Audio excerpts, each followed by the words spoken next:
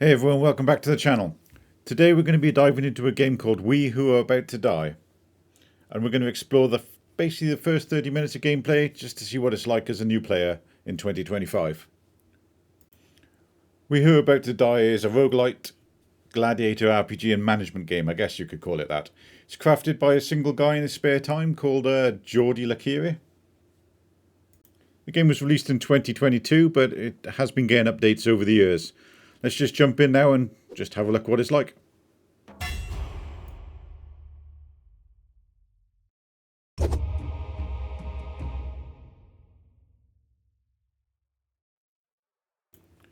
This is where you get to choose our starting gladiator. Each one comes with a unique backstory as well as a mix of positive and negative traits that basically add depth to the game. They're also equipped with a random set of gear, some of which is tied to the backstory. At the bottom on the left hand side you get the gladiator's basic victory condition, what they need to kind of achieve to win the game. If you don't like the gladiator it starts you off with, you can actually click reroll, but you do only have a certain amount of rerolls to use before they run out. And you'll be left with whatever the last reroll was. And then on the right hand side we've got the character stats. These can improve in game. I guess if it's your first run through I'd try and pick one that's got some decent stats to start with. And lastly we have the difficulty level that can be adjusted at the top of the screen. So yeah, I mean obviously there's 3 different options. I think the last one you've got to unlock, so you have to do a successful run through with Gladiator I believe before it actually unlocks. I'm going to go with the veteran aspirant here. It's an easy run through to start with, and I guess if it's your first time it's a good one to go with. Begin your journey in the main camp, where you'll oversee every aspect of your gladiator's progression, from managing their equipped gear to purchasing new equipment from the store. Everything happens here. In this hub, you can also track key details like your gladiator's health pool, experience points, gold and fame. All is crucial to success in the arena. Here you can decide which type of fight to participate in. Initially most of the details are obscured, but you can spend fame to reveal some of the hidden information. Or I mean if you're feeling daring you can just dive in without knowing what the fight is. The colour offers a kind of rough indication of how good the fight's going to be, what quality of rewards and stuff you'll get from it. So yeah, it hopefully helps you make a bit of a choice to start with.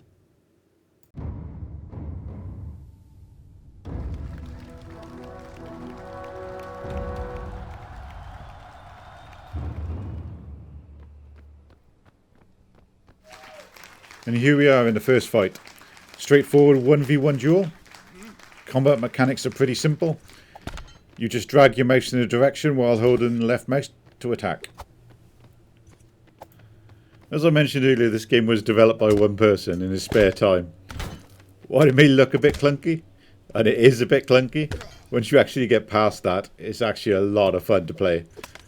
Especially the group combats that we'll see in a bit. In certain fights, the crowd might toss weapons into the arena, or you may find weapons dropped by enemies you defeated. You're free to swap out your current equipment for anything you find during battle. Even better, in some matches you'll get to keep the gear you pick up, adding a strategic bonus to your victories. On the bottom left hand side of your screen is your health and stamina bars, obviously crucial for staying alive and being effective in combat. The more health you lose, the less stamina you have. On the bottom right, you see the crowd's reaction to your performance. Keeping this meter as high as possible is key, as it directly impacts the amount of fame you'll earn at the end of the fight.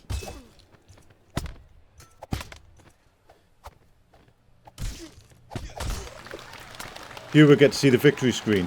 You'll get to see key stats from the fight, how many people you've killed, how much damage you've dealt, how much gold and fame you've got. On the right you'll see favour of the host. When going into other fights, the higher the favour seems to give you more rewards for the battles. Also on the right hand side you'll see the audience favour. As I mentioned before, it gives a bonus to the amount of favour you get as well. Here you'll find another summary of gold and fame you've earned from the fight. Additionally, a few special events pop up. In some cases you'll have the opportunity to kind of choose different outcomes. Just adds an extra layer of decision making to the experience. Also, when you're starting out, sometimes you'll get free repairs and free heals as just as a starting out perk.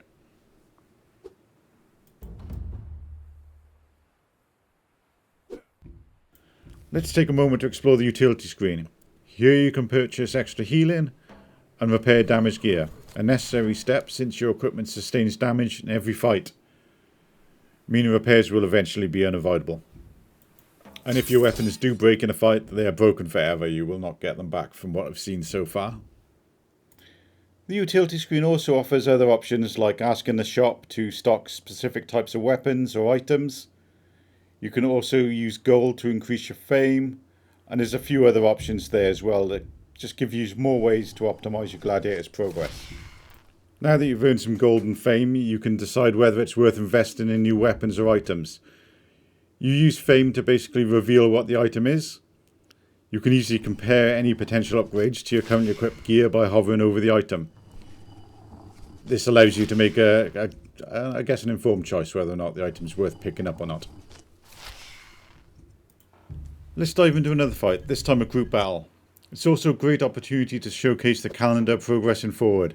Occasionally certain weeks on the calendar will have special events that offer greater rewards, though these events often come with significantly higher challenges to overcome. I admit, I chickened out on the tougher fight and opted for a smaller group battle instead. Facing a whole group on my own just didn't seem appealing at the moment. So we'll just see a 2v2 fight. Here we get to see the start of the group fight where we kind of run up to the arena with our friend, Bob. That's what I'll call him. Group fights can scale up quite a bit, sometimes spanning multiple intense rounds. Some battles even take place on elaborate mock-up battlefields. Just adds a bit of dramatic flair and unique challenges to the experience. In group fights I usually team up with one of my allies, Bob in this case. Coordinating attacks like this makes it way easier to win the fight, but you have got to be careful. In the bigger fights you will get attacked from behind, and that just leads to very, very sad times. Early in the fight my weapon was knocked out of my hand, a situation that can happen to both shields and weapons during combat. Obviously losing your weapon leaves you defenseless, so it's crucial to find out where you dropped it. Also, I pick up another weapon here just to give it a go to see what it's like.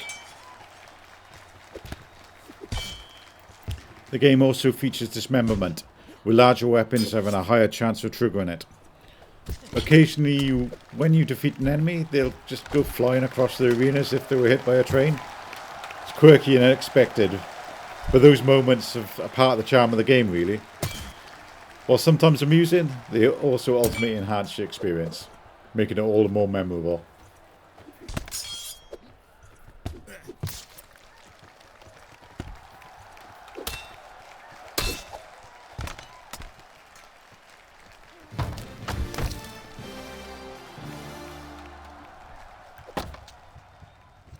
As I mentioned at the start, We Who Are About to Die is a roguelike game, which means death is inevitable. It's going to happen, and it'll mark the end of your Gladiator's journey. However, not all progress is lost. You retain some of your gold, and as you gradually level up, you'll unlock perks that let you carry over more gold, fame, and even certain items on your next run. When you die, you get a nice little overview that shows, how many people you killed and so on, and also the amount of gold and other items that will kind of carry over to your next Gladiator. We Who Are About to Die is a fantastic indie gem, created by a single developer. While it may have its clunky moments and some amusing bugs, these quirks only add to its unique charm. It might not be a contender for any graphics awards, but the gameplay more than makes up for it. There's plenty of fun to be had, and I find myself returning to it every few months to have another go. Honestly, for the price, it's a game that's hard to pass up.